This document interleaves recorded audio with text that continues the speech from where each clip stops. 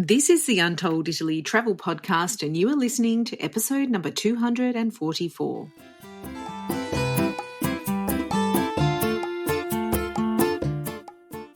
Ciao a tutti and benvenuti to Untold Italy, the travel podcast where you go to the towns and villages, mountains and lakes, hills and coastlines of Bella Italia. Each week, your host, Katy Clarke, takes you on a journey in search of magical landscapes, history, culture, wine, gelato, and, of course, a whole lot of pasta. If you're dreaming of Italy and planning future adventures there, you've come to the right place.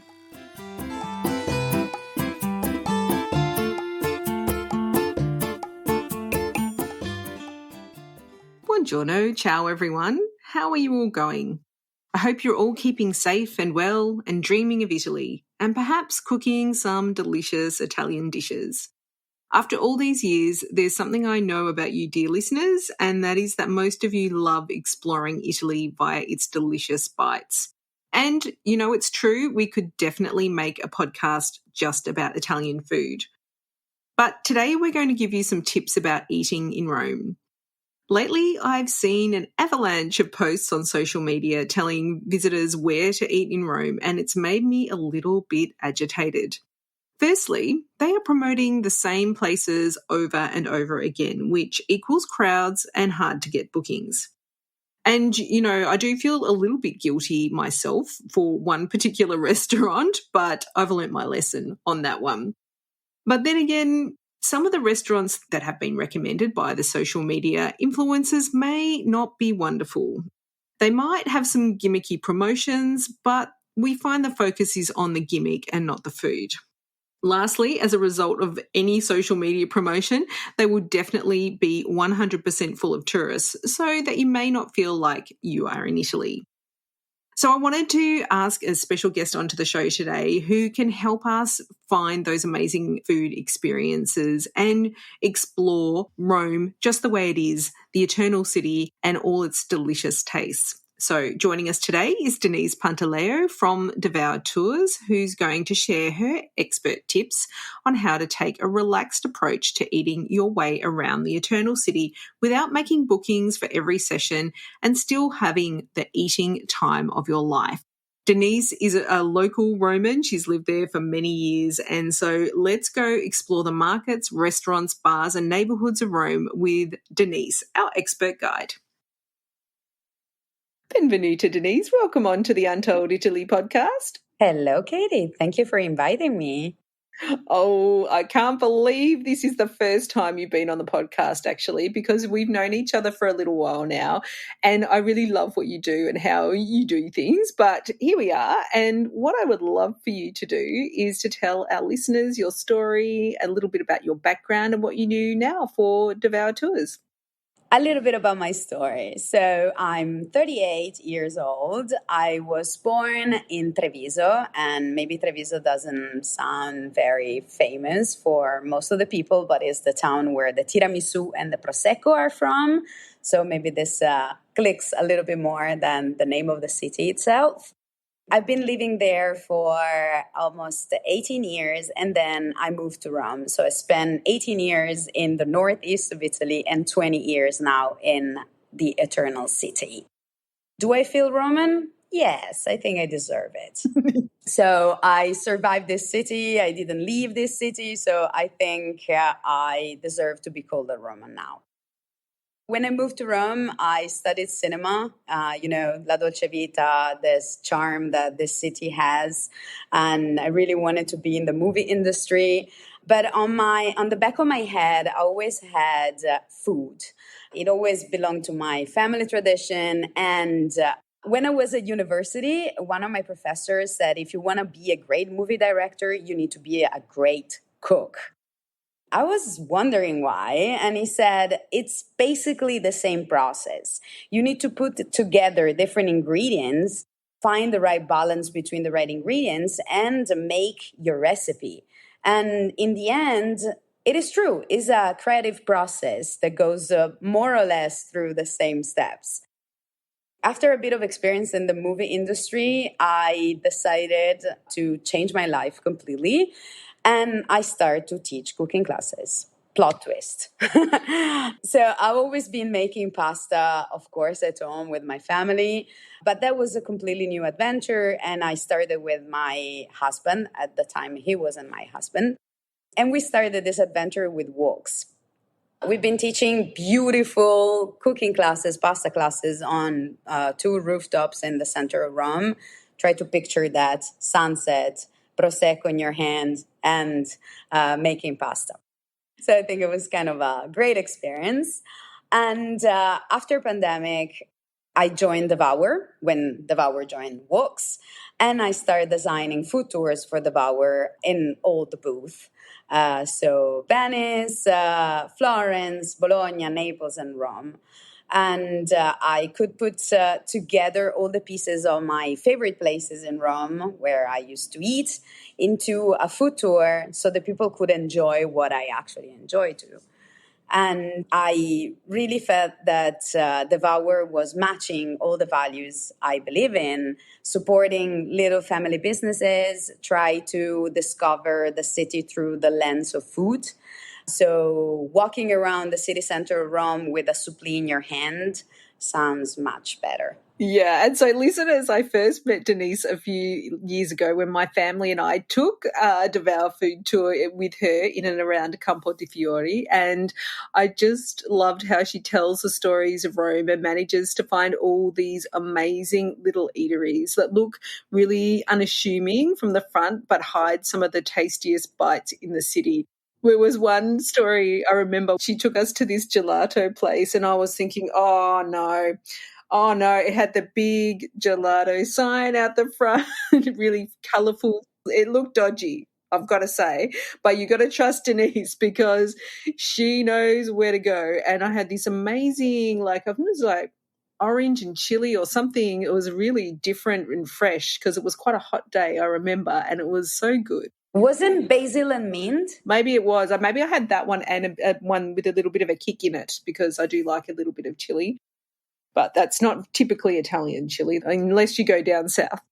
Anyway, so everyone, Denise, I know she's really passionate about really having a flexible attitude to eating and trying new things. And so I really wanted her to come on the podcast today to help everyone chill out and relax a bit when they go to Rome and explore the city and its food heritage in a way that Romans do. So, we were having a think about what was happening with tourists when they visit Rome, and we think they're making some mistakes. So what would they be?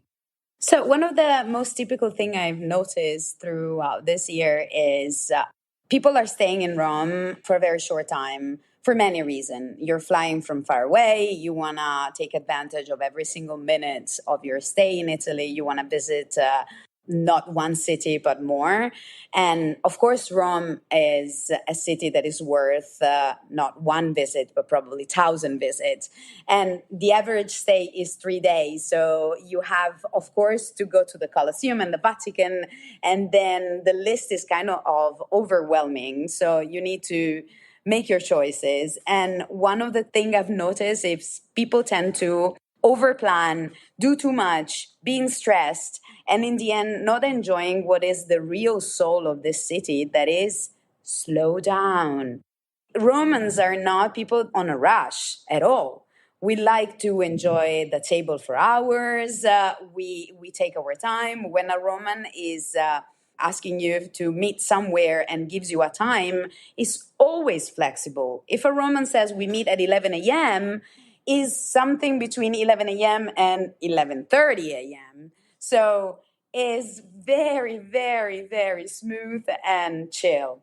So what I really would like the people to come to the city is if you want to plan, fine. There are things that needs to be booked in advance. I agree. But in the meantime, take some spare time just for yourself, just to sit at a bar and people watch. This is the most famous sport in this city. You just grab a coffee or whatever, you sit and you watch the other people walking around. And this is also the way you absorb the vibes of this city. Do you have any favorite bars where you can do that? Because I have a few of my own, but maybe you can share a bar that you love to go people watching. My favorite, hands down, is Bar San Calisto in Trastevere. I was going to say that too. Yeah, I mean, the thing is that is a bar that hasn't changed since the 50s in the furniture. The owner, Marcello, is still there every day. If it's not there, maybe it's just going to the post office or something like that, but it's always there. And it's great to see the mix and match of generations that stay at this bar, at the tables outside. You have young people on their 20s. You have the locals playing cards. You have tourists. So it's definitely the place where you can see the different generations and all the dynamics of the city going on. If you go early in the morning for a coffee, you see one thing. If you go a little bit later, early afternoon, that's another thing. There, you might find also people on a business appointment on a very casual way.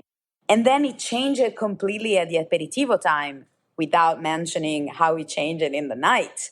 So it is the place that display the city in the best way, I think. And I think Trastevere is becoming quite touristic now. Yes. So it's an interesting thing that we've got this cafe that's still in the middle, the bar that's in the middle of this area, and it still retains its soul, and it's crazy. And you have to be very determined. You go to the bar, you get your ticket and you pay, and then you get your drink and you go find a seat if you can. You may not. So true. Yeah, it's like an island surviving in a place that is super gentrified and is changing so quickly, and it looks like is a time capsule that is surviving there, and we need to fight for these places.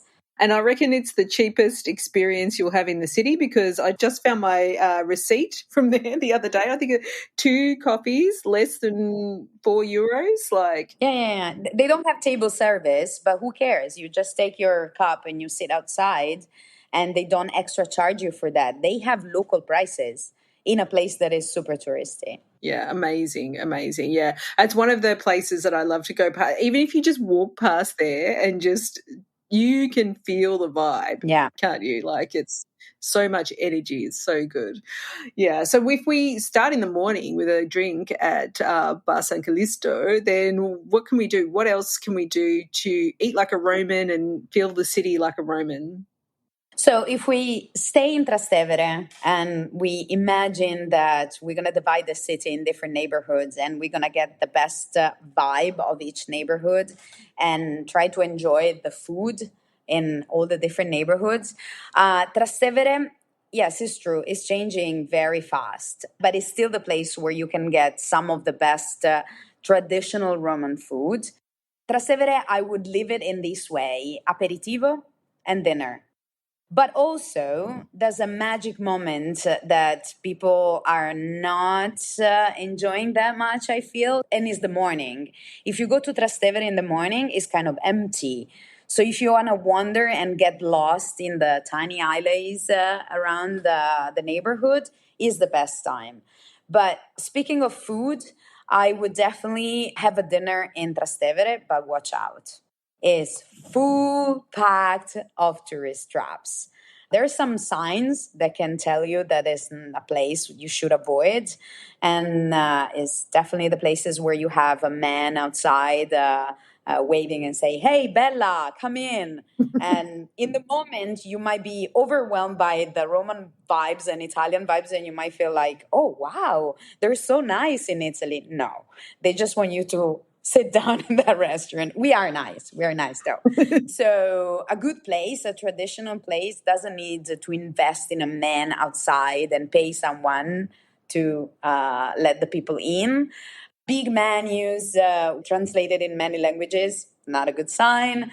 The worst for me is when they're displaying on a table this plate of pasta that has been around for the whole day with pigeons that are eating on it. Not a great sign. So there are a couple of places that I think are really worth a visit. One is Checco il Carrettiere. So it's the first generation running the place. The last generation is Michela, and she's my age. But her mom, Stefania, is still there. So she will still stay there for a very long time. And once you step in this restaurant, you will see the history of the neighborhood.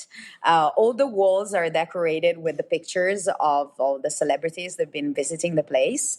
It's basically the Instagram feed, but 30 years ago, or 40 years ago, or 50 years ago. And you can walk through all the history of La Dolce Vita.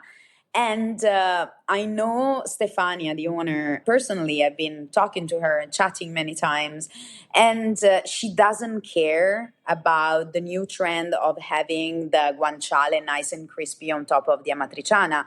She does the amatriciana the way her family has been doing it for generations.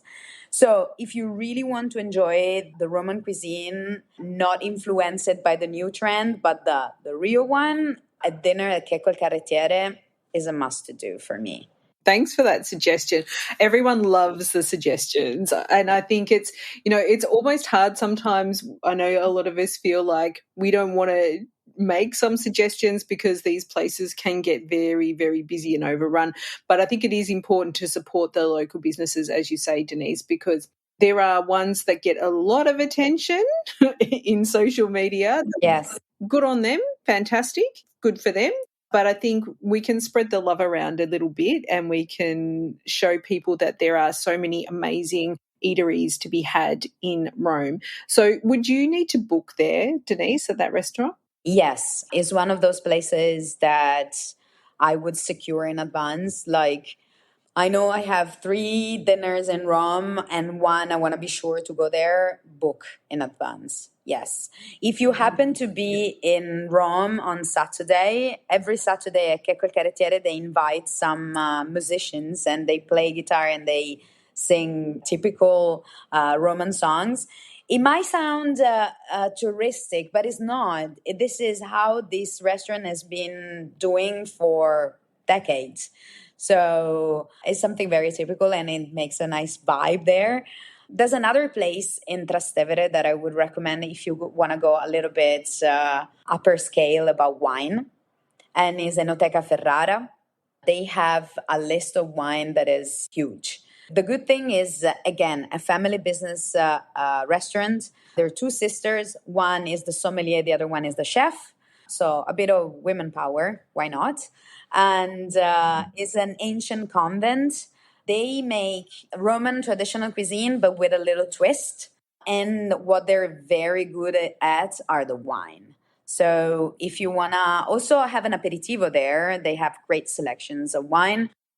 This is another place that is staying strong against the gentrifications and all this poke Mexican places they're opening in Trastevere.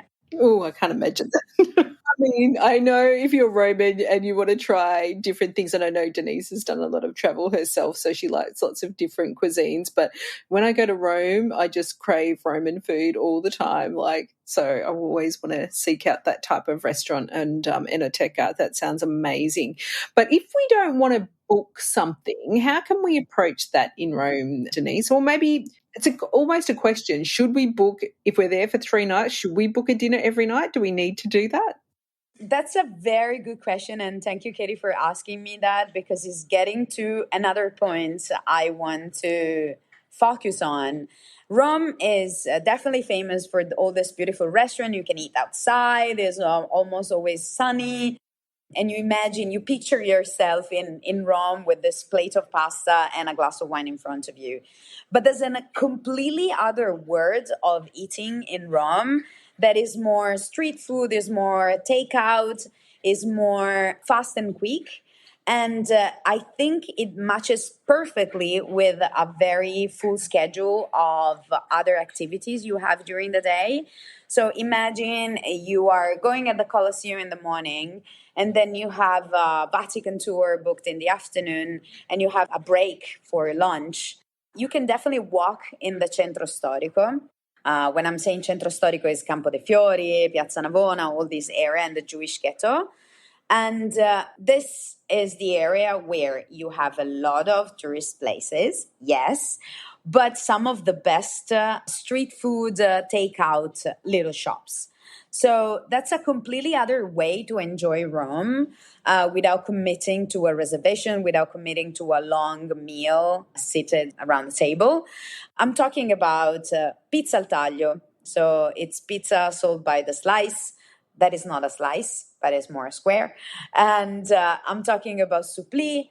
I'm talking about even a glass of wine standing. There's a beautiful place that is called Vinaietto, where you can get a glass. They have just few tables and chairs inside, but the way locals are enjoying this place is in the street.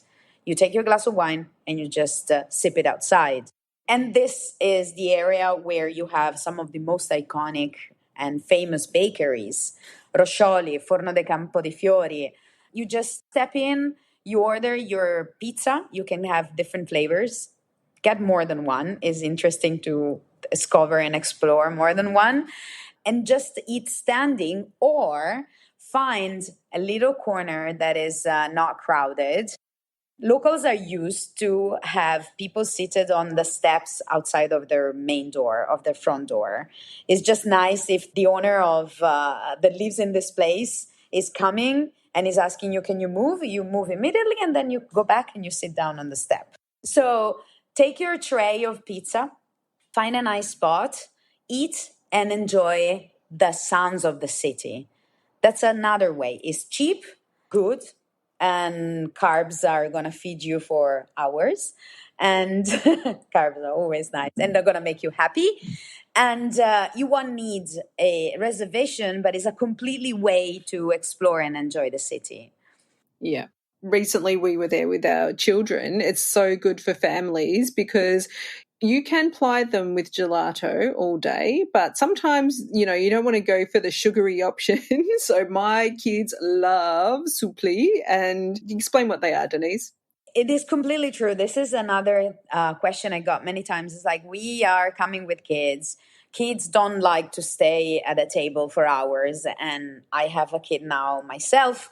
And I know that is a nightmare to go out with a kid unless you just place an iPad and you let them watch an iPad for hours.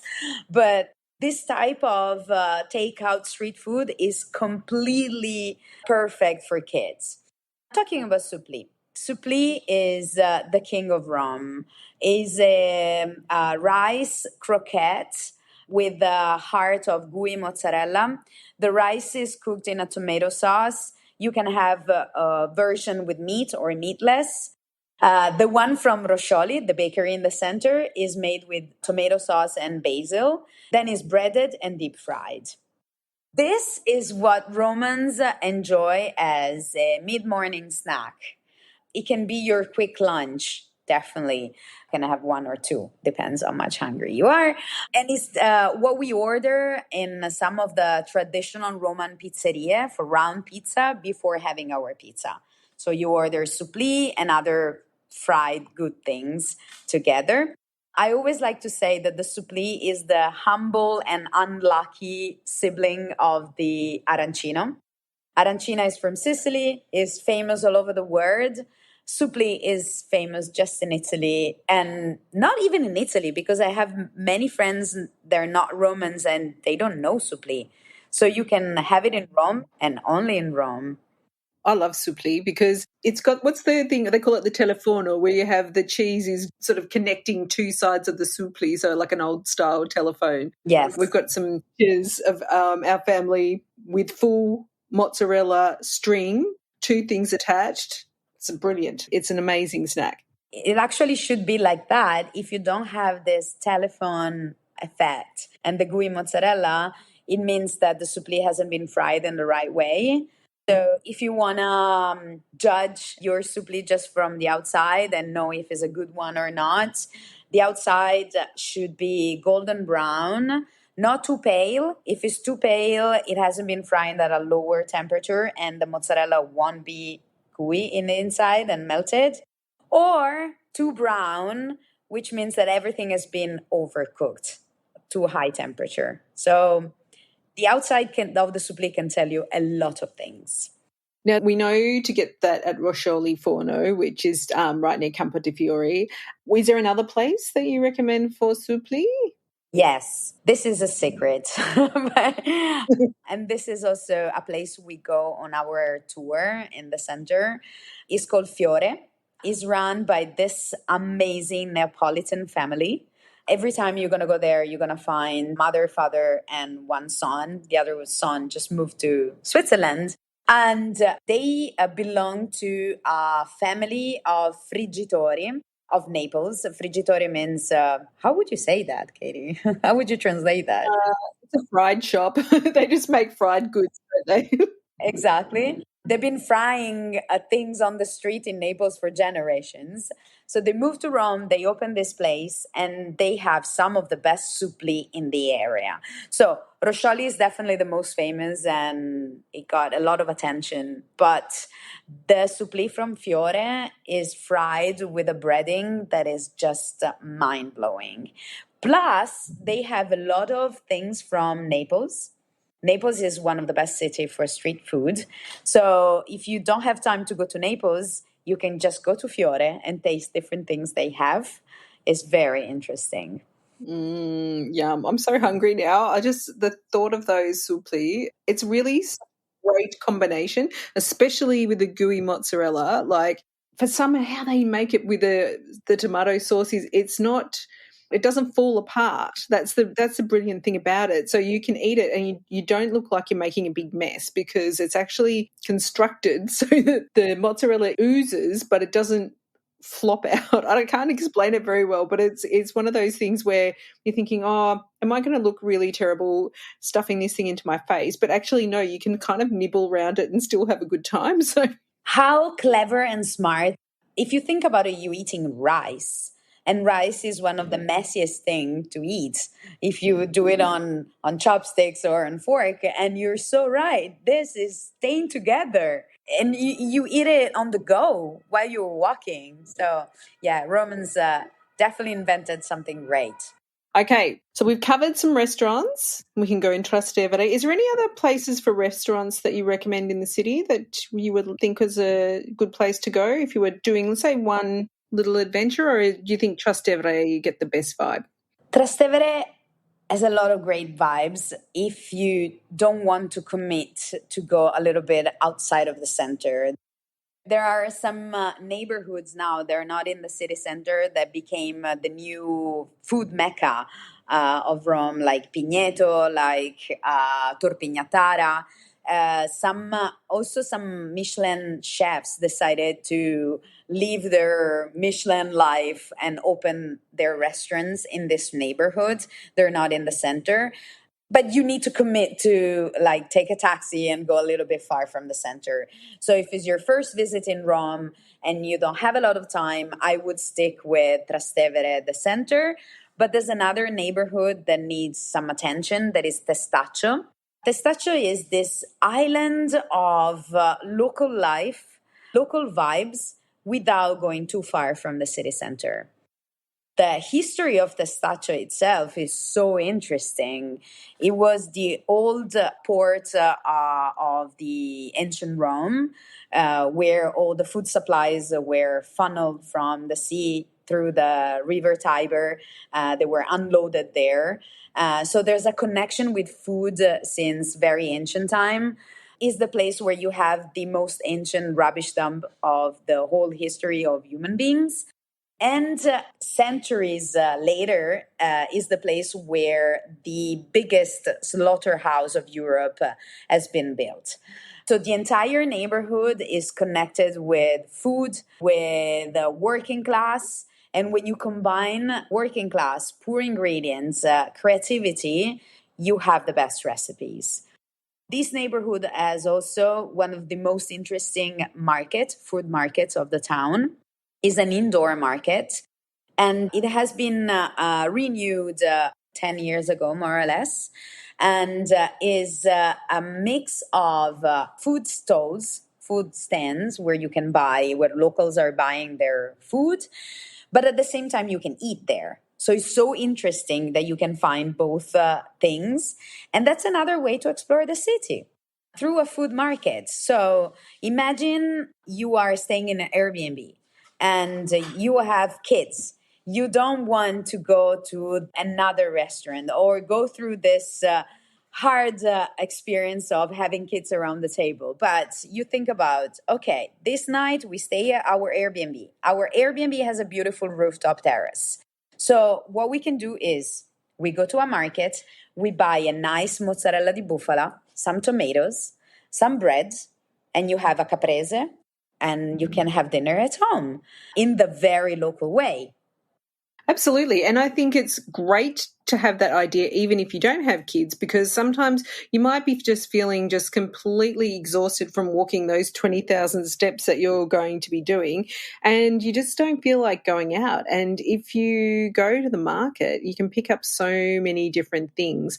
And I also love in Testaccio, they also have a cafeteria, don't they, which are those, a restaurant where you can buy ready-made meals. And honestly, it's so good. My mouth's really watering now. Like, you can get the eggplant parmigiana, you can get lasagna, anything, and you will never taste it so good as you have tasted it from these places. And you can just pick some up and take them back to your Airbnb. So you don't need to be thinking that you need to go out to a restaurant every night, because you can still eat like a queen if you're going to the market. And there's a few markets around, right? I mean, Testaccio is amazing, but is there one in Prati as well?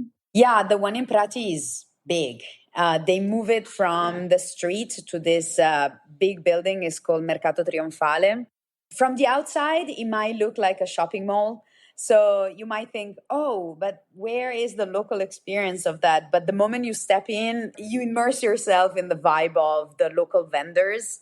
And you can have a lot of amazing cheese, prosciutto. And yeah, Prati is another great market. Unfortunately, the market in Campo de' Fiori used to be a local market, but with the gentrification, a lot of locals moved from the city center. So it's serving more the tourists than the locals. But you still have there a couple of stalls where they sell fruits and veggies, which is also another option if you think about the Roman heat in July or June and you want to grab some peaches or some good apricots and you're going to bring it with you during the day. Why not? Yeah, we don't do just fried things. We do also healthy things. It's actually really funny because a really good friend of mine's in Rome right now, and I think they've been there for 4 days, and I think they've only gone to the pizza food group. So all they're eating is pizza. I'm thinking, you can eat a lot of different things in Rome. Yes. There's so many different things to try. I mean, but even going back to street food, you can have your artichokes, and there's a place that just does artichokes, isn't there? The thing is that our fried artichokes, Jewish style fried artichokes, were born as a street food. There were street vendors frying them and selling them on the street. But then it became something more about restaurants. So it was hard to find it as a street food. And there is one place at the Jewish Ghetto that is actually a pizzeria where they fry the artichokes. It's called Bona. I think you took me there. You got to go with Denise. She knows where to go in those areas. She's got this down to a fine art. So the other thing is that I wanted to know, Denise, we're coming up to a big event in Rome next year, which is the Jubilee. And I know a lot of people are concerned. How am I going to eat? Am I going to get into the restaurants? What's going to happen? Are we going to starve when we're in Rome? Or are we going to just eat at tourist traps? And I think you've got some tips for that too. Yeah, so the Jubilee is kind of scaring some people and think that it's not the year to come to Rome. But I think it would be the best time to come to Rome for some reason. Rome will look at its best. Currently, we have a lot of restoration going on. So if you come to Rome now, you might find a lot of great spots covered by scaffoldings. But all these scaffoldings will be down for the Jubilee. So you will see Rome at its best, shining, beautiful as the beautiful lady that Rome is. So this is one of the reasons. The other thing is that Rome is packed in high season anyway. So yes, there will be more pilgrims, but usually pilgrims have their trip already planned. They go on the restaurant they're booked by the agency that plan all the trip for pilgrims. So I don't think that Rome will be packed more than a usual July or June day that we're used to. Anyway, if you have one restaurant that you have seen in a blog or has been advised by someone on Instagram or a friend, and you really want to go there, I suggest to book it.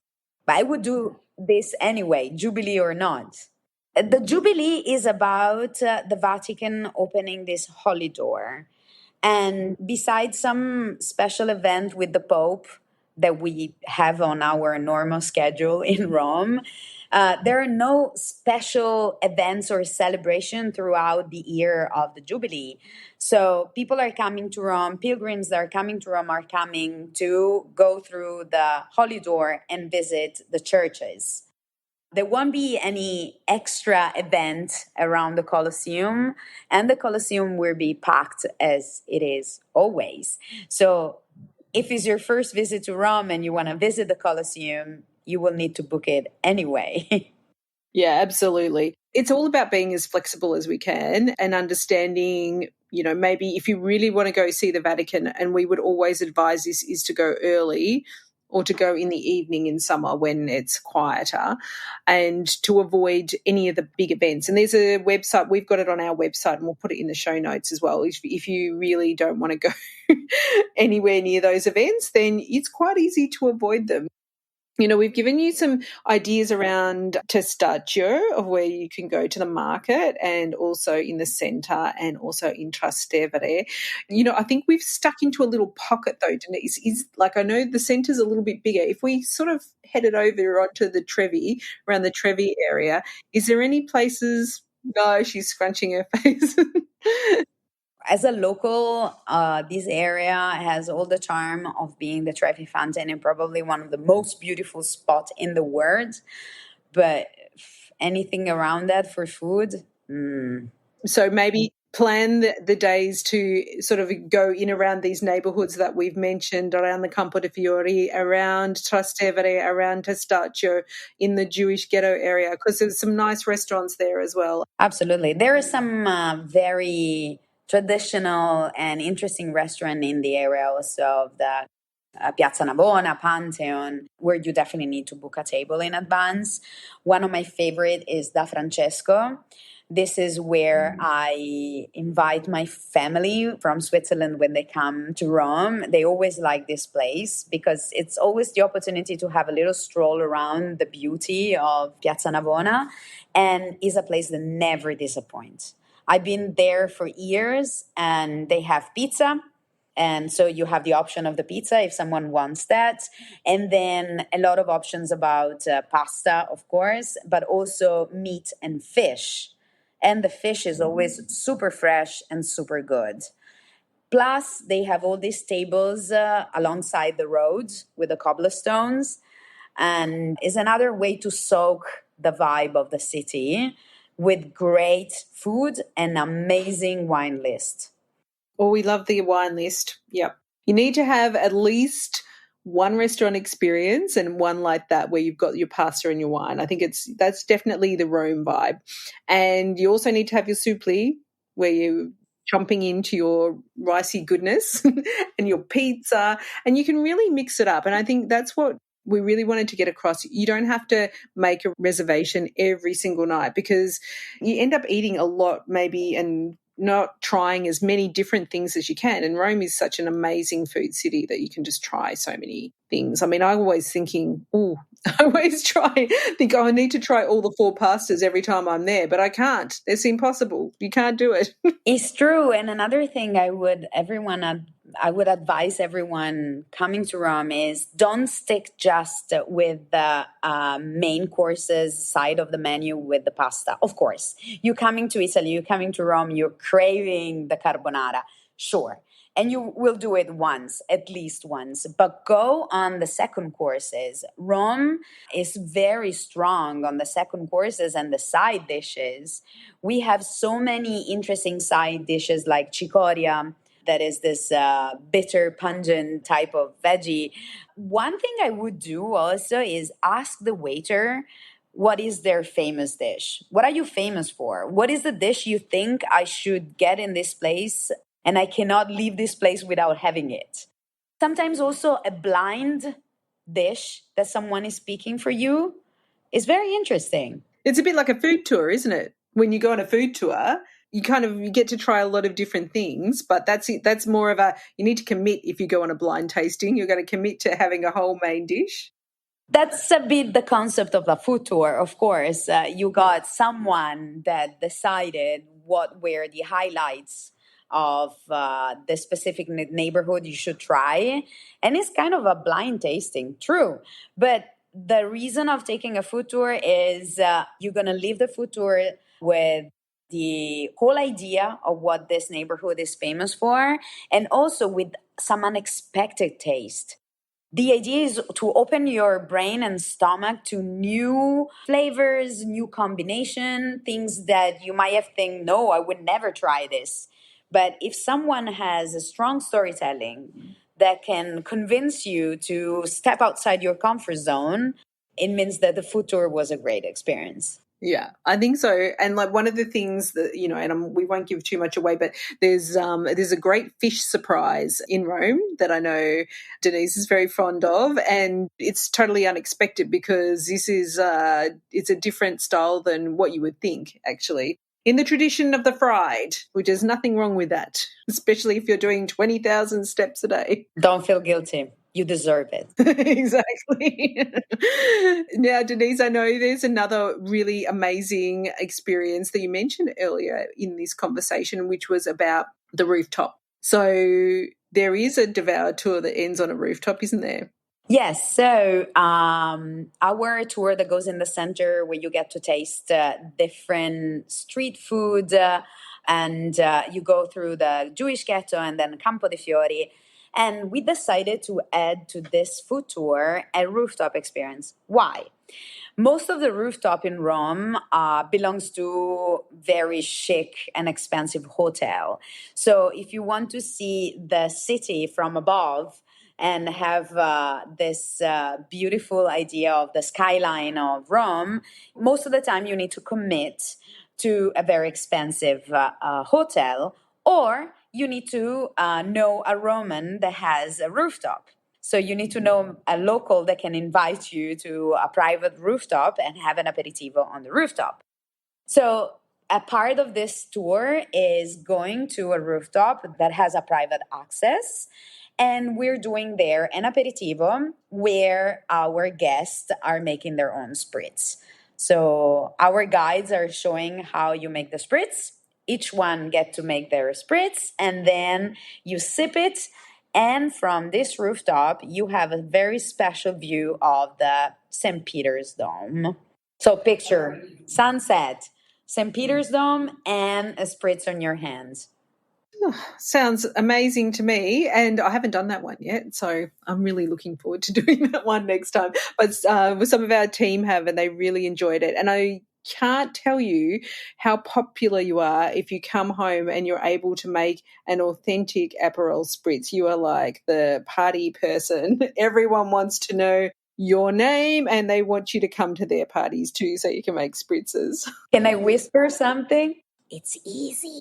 Well, yes, but I think some people put a little too much Prosecco or water in, and I like the sharp, sour taste of the party, and I like a Campari Spritz. I also like a Spritz Select, so we can go into my favorite. Yeah, yes, because Denise is actually from Veneto, where they have this different version of Spritz, and we could do a whole podcast about spritz, I reckon, because there's so many different types. But that's a beautiful experience that you should have in Rome. And she's not wrong. If you want to go on the rooftop and get a cocktail, you're looking around 25 euros for a cocktail on a rooftop minimum, which is, it's quite pricey really. So if you can have that experience along with a whole other things and learn about the city of Rome, I think that's just a great way to do it.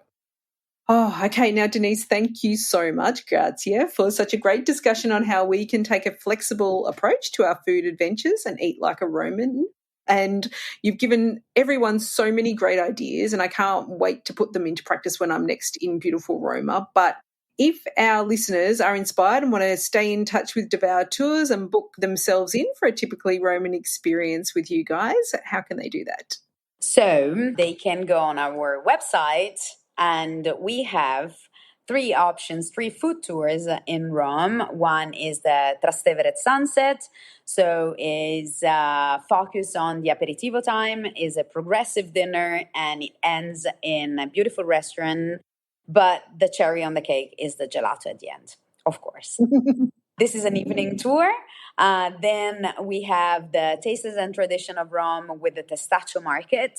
That is the market we've been talking about, and is a whole journey inside the market. And it ends with a lunch in a special, very local restaurant. Again, gelato at the end. And then we have our Taste Rome Like a Local with Trastevere Jewish Ghetto and the rooftop experience, where you get to explore the city center, plus you have this rooftop experience. But it is important to mention that in Rome, we have our own cooking school, the Walks and Devour Cooking School, where we offer amazing pasta classes and pizza classes. And for those of you who are going in summer, it's really air conditioned. Yes. Which it sounds funny, but it's something that you will appreciate when you go there. And it's a beautiful custom made cooking school, and you get to learn. This is the best thing about this experience, which I really appreciate from you guys, is that you do the local dishes and you do the seasonal dishes as well. And so I feel like a lot of people, when they go to Italy, they want to do a cooking class, but you're maybe not sure what they want to learn to cook. Some dishes are more traditional to certain parts of the country, and I think it's really important that we do the local and seasonal dishes wherever we are. So I know you really focus on that, and it's a great experience. And the chef's team is great. Yeah, that's her husband. Also. But this is another reason why I love working with you, because it's all in the family. I have to say that. Imagine he's going to listen to this podcast and I'm not mentioning him. But it is really special because it is a family operation, and everyone has worked together for a very long time, and they have a lot of, kindness and respect for each other. And that's why I really love working with this team, because they do have that family orientated aspect about them. So grazie, Denise. Thank you for joining us on the podcast today. And I can't wait to get back to Rome and eat some suppli. Oh, I'm so hungry. Yes, we're waiting for you. The suppli, myself, everyone is waiting for you. Thank you, Katy, for inviting me. It's always a pleasure to talk about food with you. It's inspiring, and now I'm very hungry. I'm hungry too, yeah. Thanks, everyone. Ciao.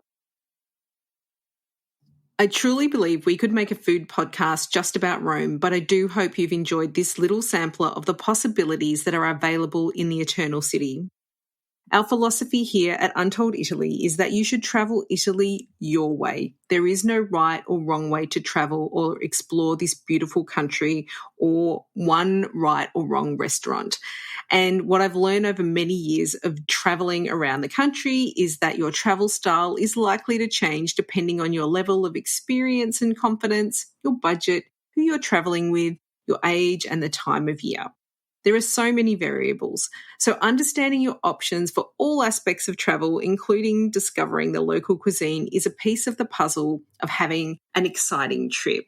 So big thanks to Denise for sharing her tips for eating like a Roman and the many options to discover food in the city, plus some secret spots to go without a gimmick in sight.